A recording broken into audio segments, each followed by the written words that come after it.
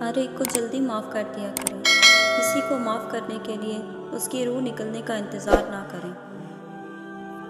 آنسو ہر دل کو نہیں پگھلا سکتے، یہ فقط ان دلوں پر اثر انداز ہوتے ہیں جن میں رب بستا ہو۔ درد سب کا ایک جیسا ہے، مگر حوصلے الگ الگ ہیں۔ کوئی بکھر کر مسکراتا ہے تو کوئی مسکرا کر بکھر جاتا ہے۔ دوسروں کی مدد کرنے کے لیے ضروری نہیں کہ آپ بہت طاقتور اور امیر ہوں، صرف رحم دل ہونا ہی کافی ہوتا ہے۔ اور جب تمہیں لگے تمہارے سجدے طویل ہو گئے ہیں، دل مطمئن ہو گئے، صبر آ گیا، تہجد قضا نہیں ہو رہی، جو پیچھے رہ گیا ان کی فکر اب نہیں ستا رہی، تو سمجھ لینا یہ وہی سکون ہے جسے تم دعا میں مانگا کرتے تھے، یہ وہی کن فیکون ہے جس کا تمہیں انتظار تھا۔ اللہ ٹوٹی ہوئی چیزوں کو بڑی خوبصورتی سے استعمال کرتا ہے۔ ٹوٹے ہوئے بادل بارش برساتے ہیں، ٹوٹی ہوئی مٹی کھیتوں کے ساتھ قائم ہوتی ہے، ٹوٹی ہوئی فصلوں کی پیداوار کے بیچ پودوں کو نئی زندگی دیتے ہیں۔ لہٰذا جب آپ کو لگتا ہے کہ آپ ٹوٹ چکے ہو تو یقین کریں کہ اللہ آپ کو کسی بڑی چیز کے لیے استعمال کرنے کا ارادہ رکھتا ہے۔ کبھی کبھی انسان کی حالت ایسی ہو جاتی ہے کہ نہ تو اس سے کوئی ساتھ اچھا لگتا ہے، نہ کسی کی آواز اچھی لگتی ہے، نہ ہی اسے تنہائی مزہ دیتی ہے۔ وہ بس خاموشی چاہتا ہے، اتنی خاموشی کہ سانس لینے کی آواز بھی نہ آئے۔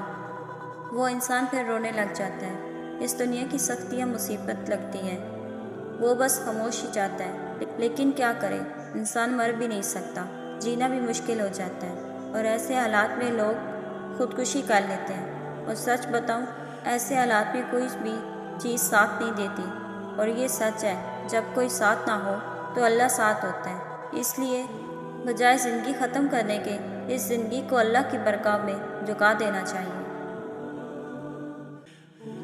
اللہ تعالیٰ ہر چیز کی اصلیت ہمارے سامنے ضرور کھولتا ہے۔ ہر انسان کی جب کوئی انسان ہمیں تکلیف دیتا ہے، وہ اپنی حقیقت دکھا جاتا ہے کہ وہ اصل میں ہے کیا۔ یہ اللہ تعالیٰ کا اشارہ ہی سمجھو، اور اپنے دل کو مزید تکلیف سے بچا لو۔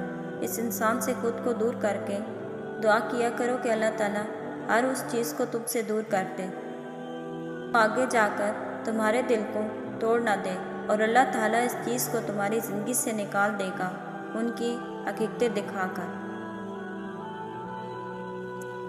اس دنیا میں حاصل نہ حاصل کچھ ہے ہی نہیں۔ اوپر والی ذات جب تک آپ کا ساتھ نہیں دیتی تب تک آپ بے بس، لاچار، مجبور محسوس کرتے ہیں۔ اللہ چاہے تو آپ کو سب مل سکتا ہے، اور اگر وہ چاہے تو آپ کچھ نہیں کر سکتے۔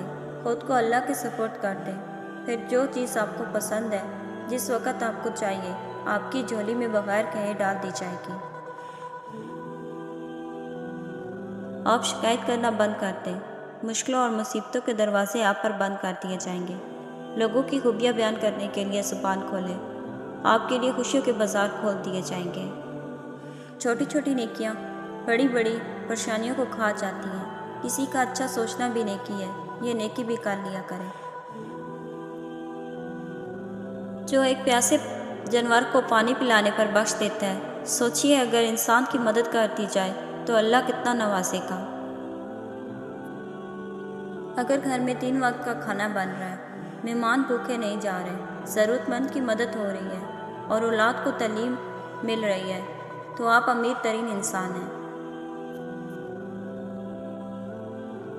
صبر دے کر نہیں بھیجا جاتا، آہستہ آہستہ ہر آزمائش پر عطا کیا جاتا ہے، ورنہ انسان تو اپنی پہلی آزمائش کو ہی آخری حد مان لیتا۔ آنسوؤں کا وزن تو نہیں ہوتا، پھر بھی ان کے گر جانے سے دل ہلکا ضرور ہو جاتا ہے۔ لوگوں کے قصور معاف کر دو، یہاں ہر کوئی امتحان میں ہے، اور امتحان میں غلطیاں ہوتی ہیں۔ لوگوں کے عیبوں سے اس طرح غافل ہو جائے جیسے نیند کے وقت آپ دنیا سے غافل ہو جاتے ہیں۔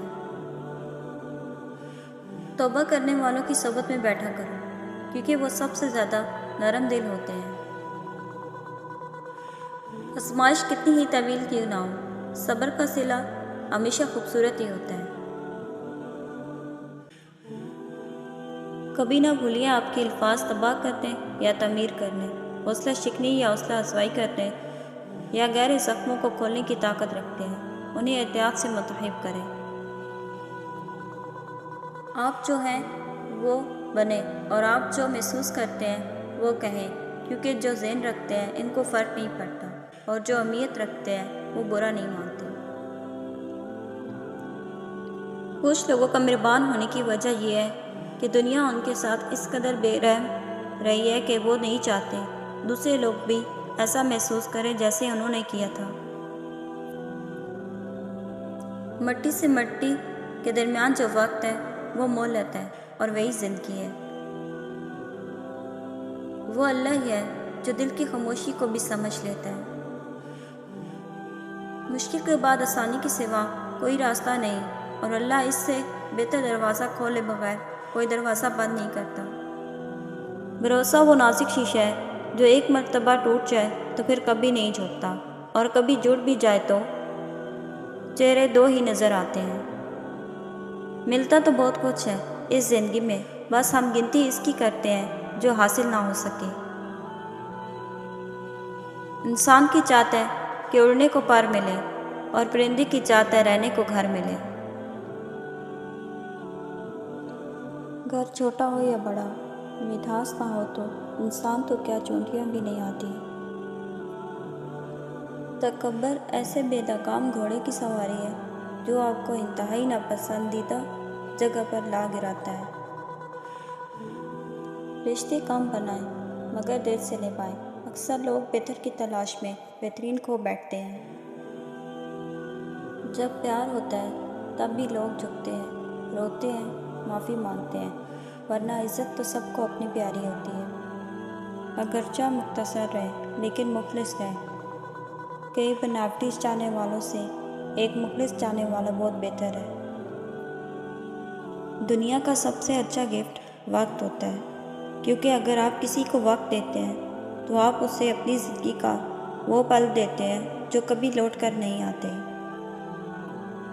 کچھ لمحات صرف جینے کے لیے ہوتے ہیں، سیلیبریٹ کرنے کے لیے ہوتے ہیں، تصویروں میں قید کرنے کے لیے نہیں ہوتے۔